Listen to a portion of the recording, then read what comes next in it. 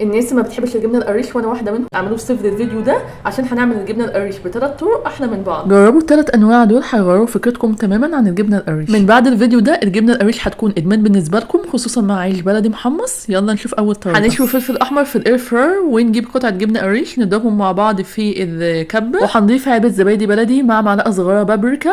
النوع ده حلو جدا كسبريت خصوصا مع عيش الصور دو، وعلى الوش كاضافه حطيت حبه بركه. الطريقه الثانيه هي ماي فيفورت. في الكبه هنحط قطعه جبنه قريش مع زيتون اسود وعلبه زبادي بلدي وشويه زعتر، وممكن نحفظها بزيت زيتون على الوش ونضيف شويه زعتر. الطريقه الثالثه معانا النهارده هجيب الكبه احط فيها قطعه جبنه قريش مع فلفل اخضر وبقدونس وشبت وعلبه زبادي بلدي وبضربهم مع بعض، وبرده على الوش بحط زيت زيتون. تقدروا تعتمدوا الطرق دي للجبنه القريش مع عيش بلدي محمص وخضروات متقطعه، بتكون اختيار ممتاز في العشاء. وطبعا تقدروا تزودوا او تنقصوا من المكونات على حسب انتوا بتحبوا ايه. نتاكد ان الكبه والعلب ناشفين تماما ما فيهمش ميه خالص عشان نحافظ على الجبنه عندنا اطول فتره ممكنه. اقروا الكابشن عشان تعرفوا التفاصيل، وما تنسوش تقولوا لي في الكومنتات ايه اكتر طريقه عجبتكم، واشوفكم في حلقه جديده. باي باي.